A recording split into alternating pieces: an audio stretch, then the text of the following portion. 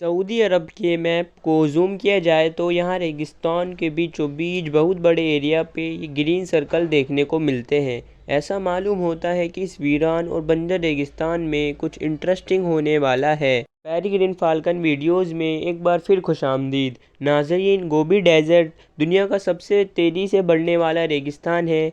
China से लेकर Mongolia तक फैला हुआ ये रेगिस्तान हर साल 6 हेक्टेयर किलोमीटर हरी भरी ज़मीन निकलकर पीछे बंजर ज़मीन छोड़ रहा है।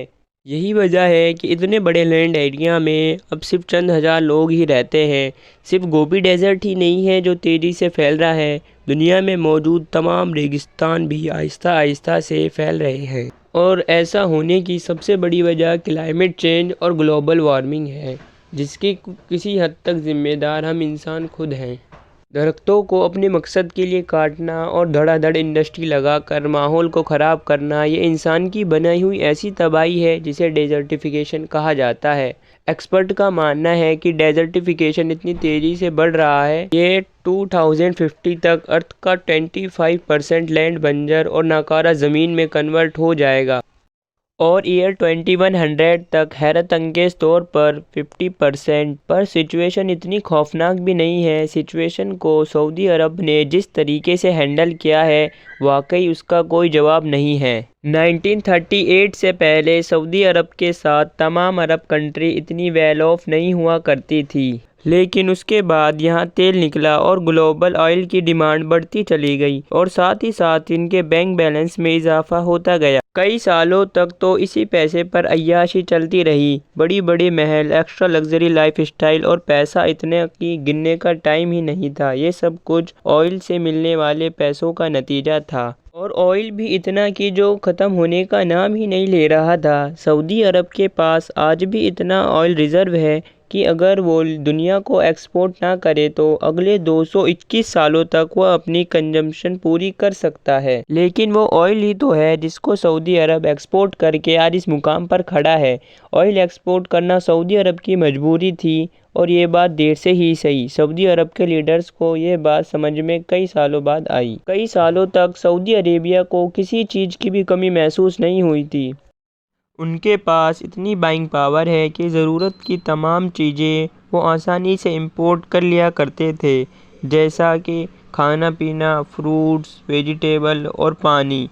जी हाँ, सऊदी अरब के पास तेल तो बहुत है, लेकिन पीने का पानी नहीं है। पिछले कई सालों से और आज तक यहाँ पीने का पानी France, Italy, Kuwait, United kingdom से इंपोर्ट किया जाता है। इसकी सबसे बड़ी वजह और कुछ नहीं बल्कि डेजर्टिफिकेशन ही है। और तो और सऊदी अरब दुनिया के उन देशों में शुमार होता है जहाँ सबसे कम बारिश पड़ती है। सऊदी अरब में सालाना सिर्फ 4 इंच बारिश पड़ती है, और वो भी यहाँ के वेस्टर्न माउंटेन पे, जहाँ पानी बहता हुआ सीधा रेड सी में जाकर ज़ाया हो जाता है। अपने आप को ऑयल और इम्पोर्टेड खानों की डिपेंडेंसी से निकालने के लिए 1970s में सऊदी अरब ने फैसला किया कि वो कुछ भी करके अपने एग्रीकल्चर सेक्टर को इम्प्रूव करेंगे, ताकि कंट्री के पास कम से कम इतने रिसोर्सेज तो हों कि वो अपने खुद की रिक्वायरमेंट को पूरी कर सके। आज अगर सैटेलाइट मैप को देखा जाए तो सऊदी अरब में लाखों एकड़ बंजर रेगिस्तान को आहिस्ता आहिस्ता ग्रीन सर्कल में कन्वर्ट किया जा रहा है। ये सर्कल कुछ और नहीं बल्कि एग्रीकल्चर लैंड है, जिसको सेंटर पे वेट इरिगेशन के ज़रिए पानी दिया जाता है, जिसमें स्पेशली डिज़ाइन स्प्रिंकल्स के ज़रिए फार्म्स को सिर्फ इतना ही पानी दिया जाता है जितना रिक्वायरमेंट होती है। बीच में लगा बहुत बड़ा पाइप वेल्स की मदद से अपने फिक्स पथ पर चलता है, जिसकी वजह से फार्म्स की शेप सर्कुलर होती है। वादिल दवा सर में बनाए farms land total 5000 hectare kilometre के एरिया पर फैला हुआ है, जो हर गुजरते साल बढ़ते ही जा रहे हैं। इसमें छोटे छोटे हज़ारों ग्रीन डॉट्स जो हमें दिख रहे हैं, ये 1 किलोमीटर डायमीटर जितने बड़े फार्म्स हैं, यानी करीब एक सर्कल 100 एकड़ जितना बड़ा है। नॉर्मल इरिगेशन सिस्टम, जिसको फील्ड इरिगेशन भी कहा जाता है, उसमें ज़्यादातर पानी ज़मीन एब्जॉर्ब कर लेती है और काफ़ी इवेपोरेट भी हो जाता है। लेकिन क्योंकि ये सेंटर पीवेट इरिगेशन में सिर्फ उतना ही पानी दिया जाता है जितना की फसल को ज़रूरत होती है। यही वजह है कि इसमें 90% पानी की बचत की जाती है। सिर्फ यही एक जगह नहीं है जहां सऊदी ऐसे फार्मलैंड बना रहा है जहां हज़ारों हेक्टेयर किलोमीटर में फार्म देखे जा सकते हैं, जहां लाइन सिटी बनाई जा रही है। पर सवाल ये है कि इन फार्म्स को बनाने के लिए सऊदी के पास इतना पानी आता कहां से है, जबकि यहाँ ना तो कोई परमानेंट रिवर्स है, ना ही इतनी बारिशें पड़ती हैं। 1970s में लीबिया के बाद सऊदी ने भी नीचे पानी ढूंढना शुरू किया था।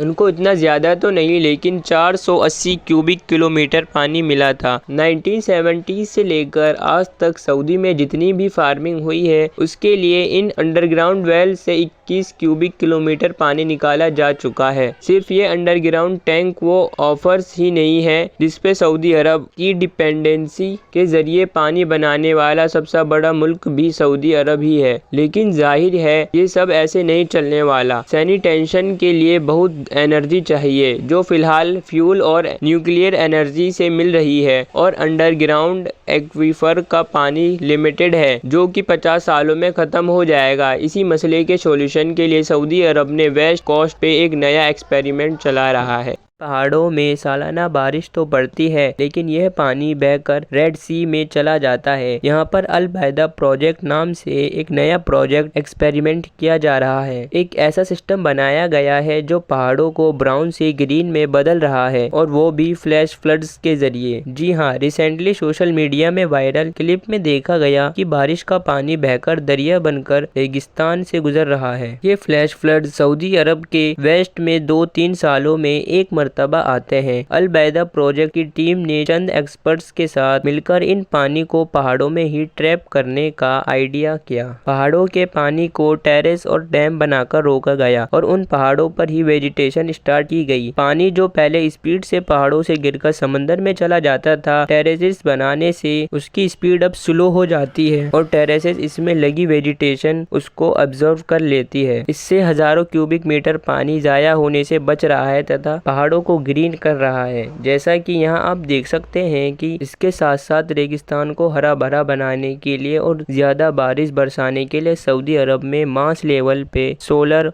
और विंड फार्म्स भी लगाए जा रहे हैं। लेकिन सोलर फार्म्स तो सूरज के जरिए इलेक्ट्रिसिटी बनाते हैं, इनका बारिश के साथ क्या लेना देना है। एक्सपर्ट्स का मानना है कि डेजर्ट में सोलर फार्म्स लगाने से इलेक्ट्रिसिटी तो बनती ही है, एटमॉस्फेयर में मौजूद वाटर वेपर्स गर्म होने की वजह से ऊपर जाते हैं और ठंडी हवा से टकराते हैं, जिससे बारिश बढ़ने के चांस बढ़ जाते हैं। इसी तरीके से विंड टरबाइन भी हवा को ऊपर की तरफ फेंकते हैं। इस तरीके से ज़्यादा तो नहीं, लेकिन सालाना 5 सेंटीमीटर ज़्यादा बारिश पड़ेगी। जो इलाके बिल्कुल बंजर पड़े हैं वहाँ कम से कम जंगली झाड़ियाँ पैदा हो जाएंगी, जिससे डेजर्टिफिकेशन को रोका जा सकता है। इस बात में तो कोई शक नहीं है कि सऊदी मुश्किल हालात से लड़कर हज़ारों नहीं लाखों ग्रीन फार्म बनाने में कामयाब हो चुका है, और ये नंबर्स हर साल बढ़ते ही जा रहे हैं। 1960 में जहां सऊदी के पास सिर्फ 11,400 स्क्वायर किलोमीटर फ्लड आइलैंड था, 50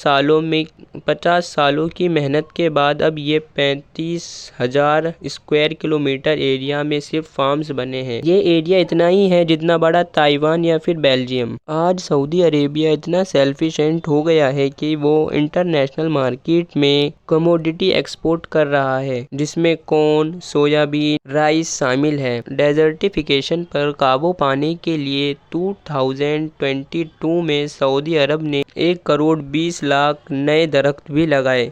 अपनी लाइन सिटी प्रोजेक्ट को नज़र में रखते हुए सऊदी अरब के एक्सपर्ट्स का ये अंदाज़ा है कि 2030 तक ये 2,25,000 हेक्टेयर रेगिस्तान को ज़मीन को ग्रीनलैंड में कन्वर्ट कर पाएंगे। उम्मीद है पेरिग्रिन फाल्कन वीडियोस आपको अच्छी लगी होगी। अच्छी लगी हो तो लाइक करें, कमेंट करें और शेयर करें। मिलते हैं अगली शानदार वीडियो में।